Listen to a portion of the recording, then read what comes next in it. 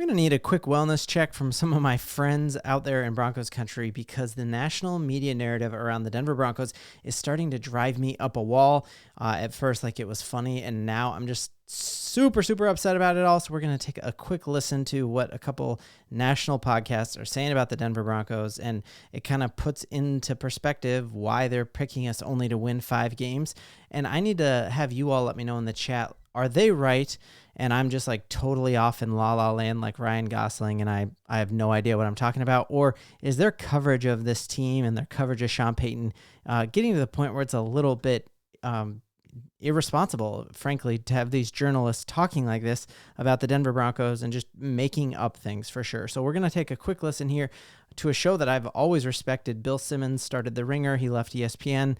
He was kind of the guy who started 30 for 30, and I've always loved Bill Simmons' show. He's a huge New England Patriots fan. That's always bugged me, but usually a really smart football dude, and he's gone on and kind of started his own ESPN, and they have a show called The Ringer NFL Show, and it has like a panel of folks, and they have just been putting the Broncos on absolute blast. In their most recent episode, they went through every single division in the AFC and said what team had the best offseason and what team had the worst offseason.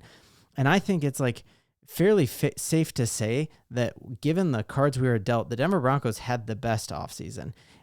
Yet they say that we had the worst offseason, and they like go on to make fun of us. And then they say that the Kansas City Chiefs are the ones who had the best offseason, despite their lead receiver getting in a drag race accident, having a significant suspension, them drafting a guy in the first round who literally has balls just like bouncing off of his hand. This is like where all the hope for the Kansas City Chief lies. The fastest receiver to ever run the 40. Yeah, that's great. He's going to run really fast when he's in his underwear. We'll see how he runs in pads, see how he runs when he's got Surtain on him. And even if he is that fast, there's multiple clips going around Twitter of him just dropping balls left and right. And then the other big move that the Kansas City Chiefs did was extend Travis Kelce, who will be 35 by week 2 of the NFL season. And he's not grinding hard and getting better this offseason. He's touring the country with his billionaire girlfriend, Taylor Swift. They go on and say the second best offseason was the Los Angeles Chargers, who let Keenan Allen, a franchise receiver, go for a 4th-round draft pick, who was every second, or like 1 out of every 2 of Herbert's throws went to Keenan Allen, and you just let him walk for a 4th-round draft pick. When receivers were getting stinking crazy amounts of money, they could have gotten way more.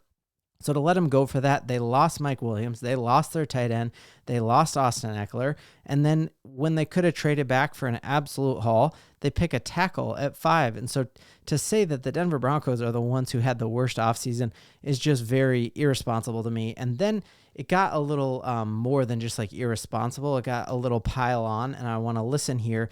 So they are spinning this narrative that the reason Sean Payton picked Bo Nix was because of what he had in his backpack. And while that was a story that came out like weeks and weeks after the draft, that wasn't a story Sean Payton ever told. Sean Payton couldn't get on the Pat McAfee show fast enough after the NFL draft because he wanted to brag about all of the reasons he picked Bo Nix. And he went on, he's like, first in completions, the first least sacked quarterback, the most accurate quarterback in NCAA history. We remember I broke it down on this channel. He went line for line for line for line with stat after stat of why Bo Nix was his guy and all the smoke screens that he threw up in order to get Bo Nix. And you'll remember that right after that, Bill Belichick said, well, other than Caleb Williams, Bo Nix is the most NFL-ready quarterback in this draft. And so, frankly, I don't care what a couple Ringer journalists are saying, but we've had so many coaches come out. Nick Saban said Bo Nix is the dude. Bill Belichick said he's the dude. Sean Payton said he's the dude. And then we saw Phillip Rivers said he likes him more than Drake May. And so to act like it's just because Sean Payton liked what was in this guy's backpack really, really ticks me off. Let's dive in and hear what they said.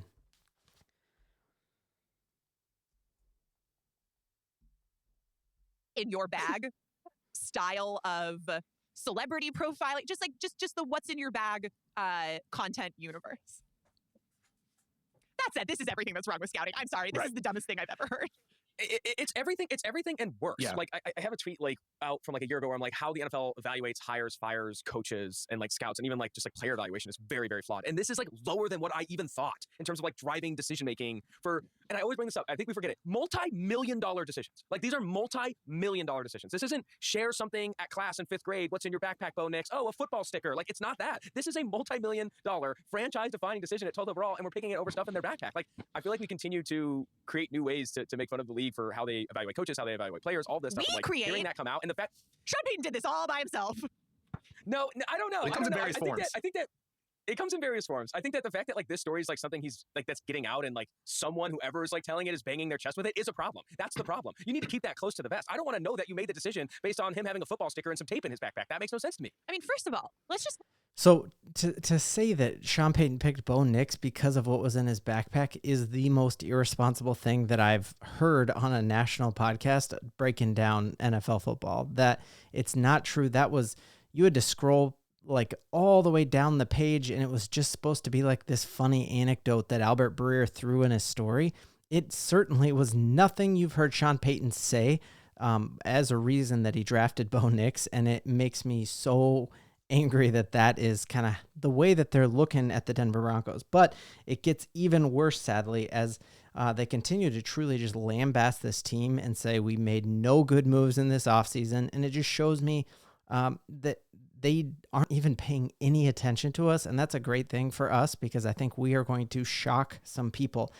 So fast forwarding in this podcast, I'm going to link to the whole thing so that if you want like some rage material to work out to, man, I was bench pressing like the bar at least on this. I was getting so angry at him, and usually I love the Ringer stuff, so it made me really, really upset. So fast forwarding here, as they talk about why the Denver Broncos had the worst offseason of any team in the AFC West, which you can't even say with a straight face.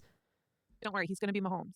Sean Payton knew. Right. I can't. He feels just as strongly. And I I do think that like this is an example of Sean Payton just being like, it's kind of like the Kyle Shanahan thing when we talk about his view on quarterbacks, where I think Payton was like, Bo Nix, he's played the most football. If you watch him, he's comfortable in the pocket. He goes through his progressions. He listens to his coaches. Like, just give me that guy. Just give me an on-field avatar, and I'm smart enough to do the rest. And like, one, I think Sean Payton is confident enough to believe that he can make it work like that. We saw it at the end of his reign in New Orleans. Two, he doesn't really have a choice now looking at this roster. Like, this roster needs every bit of his genius for this to work. And Bo Nix needs every bit of his genius for his rookie contract to work. I mean, not a good spot. What genius? What genius? Playing Taysom Hill at tight end and paying him. Come on now. Genius. Come on now. We overuse genius. We overuse genius. Come on. He made the playoffs with Teddy Bridgewater as his quarterback, man. Let's give him some credit. How long ago was that? How long ago? Drew Brees couldn't throw 25 yards downfield, and they were playing in the divisional round every year. I'm not taking flowers away from Sean Payton. Sorry. Let the record reflect that Sean Payton has cooked. The onside kick was great. You referenced it earlier. Except for he tried to be, let's not forget that he did it as his first play as Denver Broncos head coach. Was he called an onside kick to open last season, and it failed. Okay, you need a new pick. Sean Payton has cooked. Sean Payton has cooked, and now he is cooked. Okay, like that's fine. It comes first all. This is not in dispute. Eventually, this is not in dispute. I just want the record to reflect that Sean Payton has cooked. The exercise that I tried to do with myself is just to say what is the best move that the Broncos have made. Right. All right, so that question right there is the reason why they're paying zero attention to us, because the Denver Broncos took the worst cap situation of all time with Russell Wilson, and we bit off the bigger chunk of that. We're going to be in fantastic shape next year, and even by doing that, tell me one single spot on this team that got noticeably worse. Instead, I can tell you several spots that we got noticeably better. We go out and we steal Malcolm Roach, who Pro Football Focus had the best run-stopping rate in the entire NFL last season. That was one of our hugest problems, was stopping the run. Now we have it. We were able to pair him with a defensive lineman who started tons of games in New York and for the New York Jets, and we were able to get him just by giving them a 6th-round draft pick. And if you watch the or the press conference with Saleh, he is furious that they couldn't make it work with him because he started for a ton of years and we got him for nothing. They don't know that at The Ringer. They don't know that on national media. We were able to take Justin Simmons. We love him here. I love Justin Simmons, but he's still a free agent because he isn't playing the way that he was for several years here for the Denver Broncos. And we were able to flip him and get Brandon Jones, who had from week 12 on, only had 39% passer rating against him with 2 interceptions. was in coverage for 234 times in the AFC. They're playing against great quarterbacks. I think he played against Josh Allen twice in that series or in those last games here.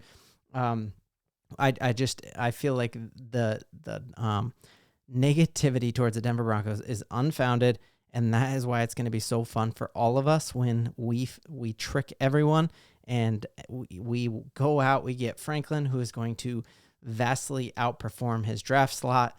We get Ellis, who a lot of people had as a second round edge rusher, first rounder, if he hadn't had the shoulder injury that he had going into the combine, and we pick him up with a steal in the third.